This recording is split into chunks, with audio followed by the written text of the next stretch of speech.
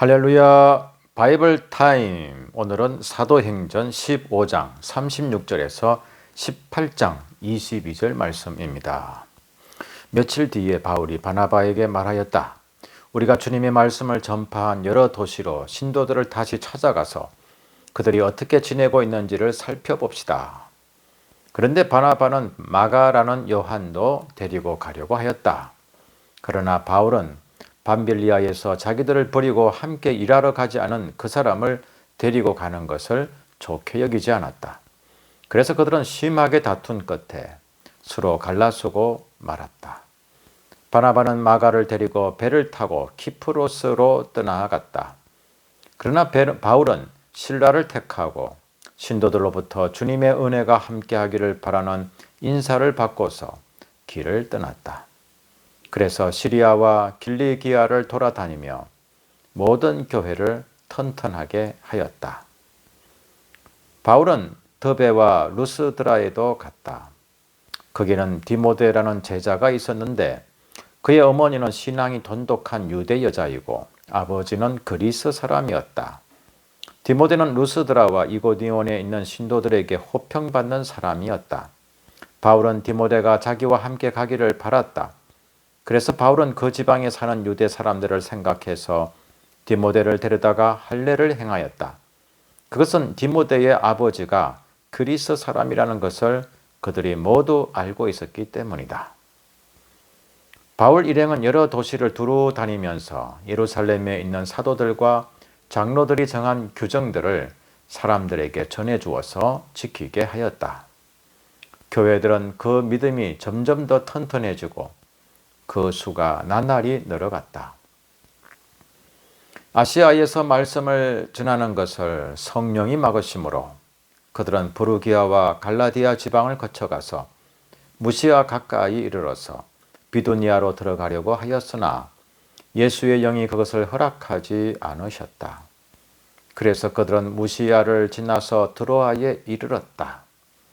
여기서 밤에 바울에게 환상이 나타났는데 마케도니아 사람 하나가 바울 앞에 서서 마케도니아로 건너와서 우리를 도와주십시오 하고 간청하였다.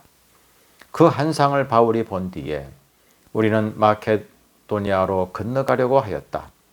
우리는 마케도니아 사람들에게 복음을 전하기 위하여 하나님께서 우리를 부르신 것이라고 확신하였기 때문이다.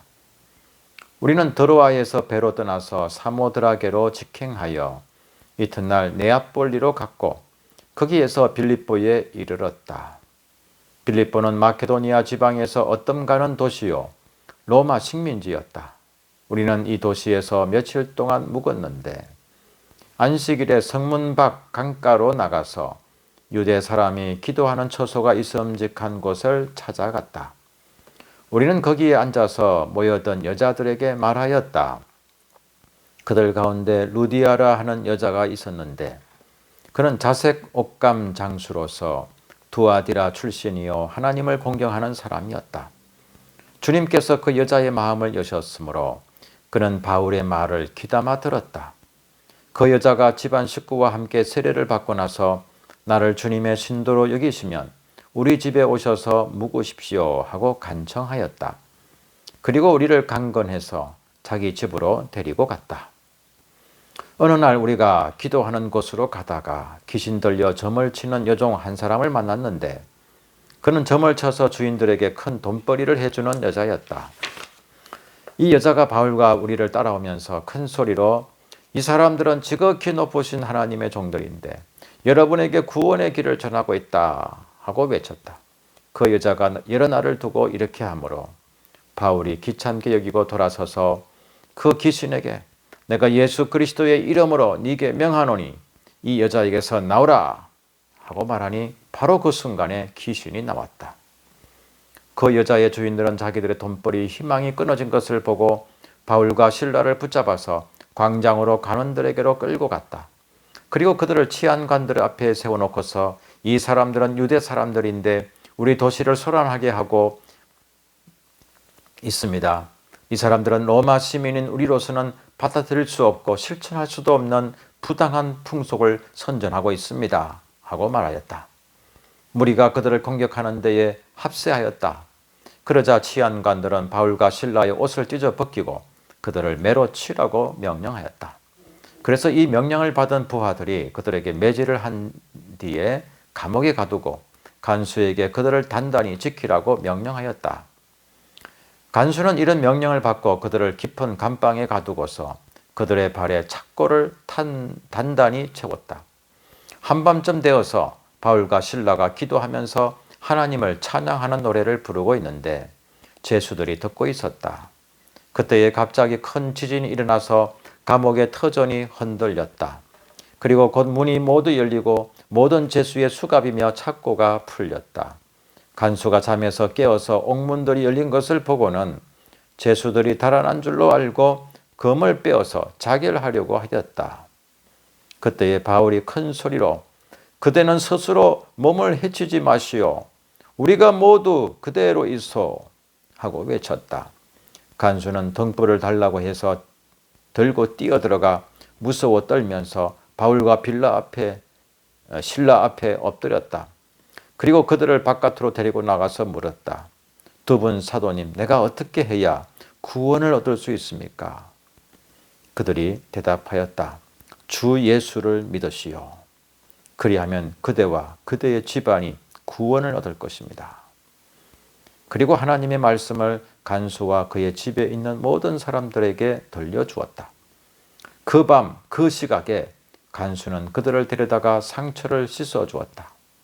그리고 그와 온 가족이 그 자리에서 세례를 받았다. 간수는 그들을 자기 집으로 데려다가 음식을 대접하였다. 그는 하나님을 믿게 된 것을 온 가족과 함께 기뻐하였다. 날이 새니 치안관들은 부하들을 보내어 그 두 사람을 놓아주라고 명령하였다. 그래서 간수는 이 말을 바울에게 전하였다. 치안관들이 사도님들을 놓아주라고 사람을 보냈습니다. 그러니 이제 나오셔서 평안히 가십시오.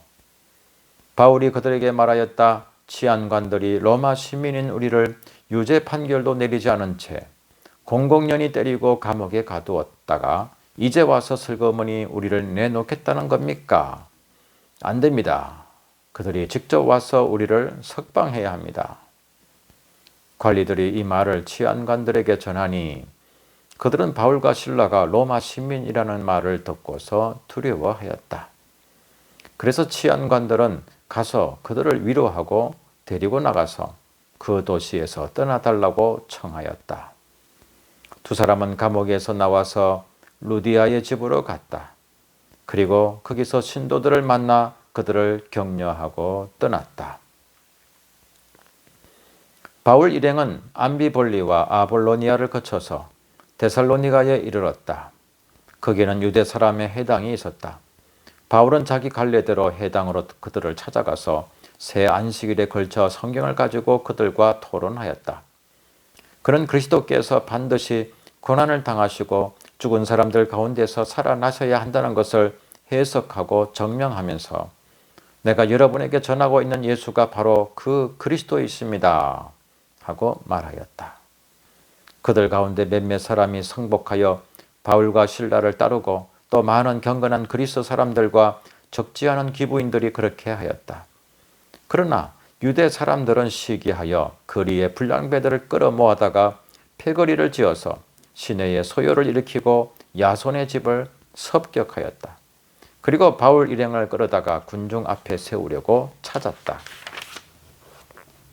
그러나 그들을 찾지 못하고 야손과 신도 몇 사람을 시청 관원들에게 끌고 가서 큰 소리로 외쳤다.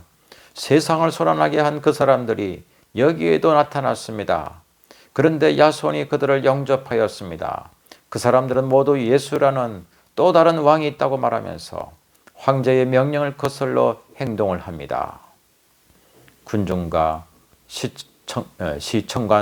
시청관원들이 이 말을 듣고 소동하였다.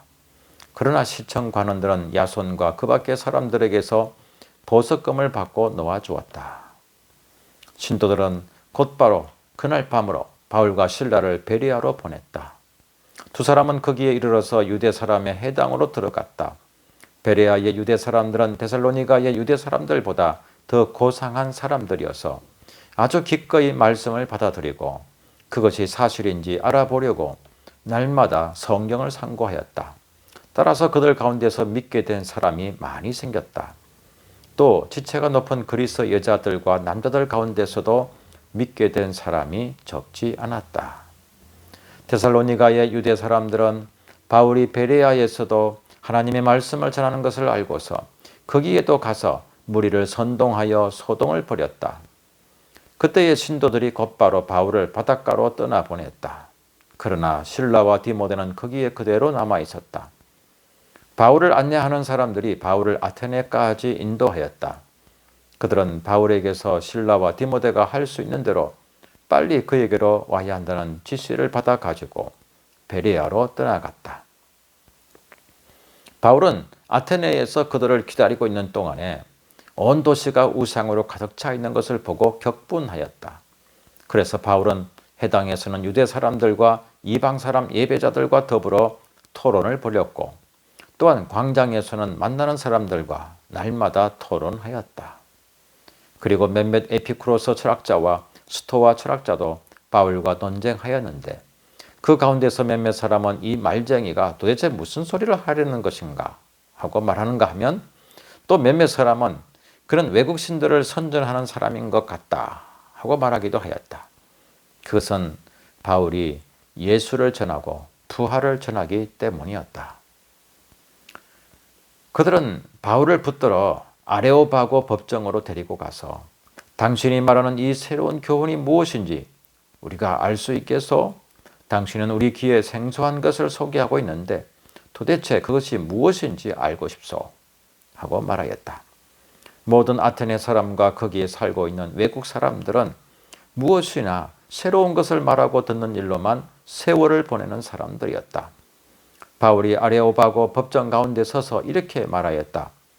아테네 시민 여러분, 내가 보기에 여러분은 모든 면에서 종교심이 많습니다. 내가 다니면서 여러분이 예배하는 대상들을 살펴보는 가운데 알지 못하는 신에게라고 새긴 제단도 보았습니다. 그러므로 나는 여러분이 알지 못하고 예배하는 그 대상을 여러분에게 알려드리겠습니다. 우주와 그 안에 있는 모든 것을 창조하신 하나님께서는 하늘과 땅의 주님이시므로 사람의 손으로 지은 신전에 거하지 않으십니다. 또 하나님께서는 무슨 부족한 것이라도 있어서 사람의 손으로 섬김을 받으시는 것이 아닙니다. 그분은 모든 사람에게 생명과 호흡과 모든 것을 주시는 분이십니다. 그분은 인류의 모든 족속을 한 혈통으로 만드셔서 온 땅 위에 살게 하셨으며 그들이 살 시기와 거주할 지역의 경계를 정해 놓으셨습니다. 이렇게 하신 것은 사람으로 하여금 하나님을 찾게 하시려는 것입니다.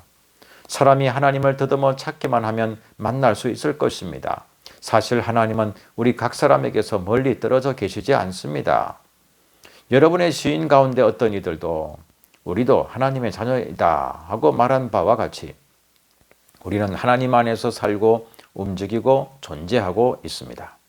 그러므로 하나님의 자녀인 우리는 신을 사람의 기술과 고안으로 금이나 은이나 돌에다가 새겨서 만든 것과 같다고 생각해서는 안 됩니다.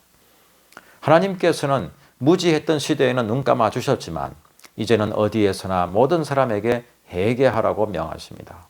그것은 하나님께서 세계를 정의로 심판하실 날을 정해 놓으셨기 때문입니다. 하나님께서는 자기가 정하신 사람을 내세워서 심판하실 터인데 그를 죽은 사람들 가운데서 살리심으로 모든 사람에게 확신을 주셨습니다. 그들이 죽은 사람들의 부활에 대해서 들었을 때에 들어는 비웃었으나 들어는 이 일에 관해서 당신의 말을 다시 듣고 싶소 하고 말하였다. 이렇게 바울은 그들을 떠났다. 그러나 몇몇 사람은 바울 편에 가담하여 신자가 되었다. 그 가운데는 아레오바고 법정의 판사인 디오누시오도 있었고 다말이라는 부인도 있었고 그 밖에 다른 사람들도 있었다.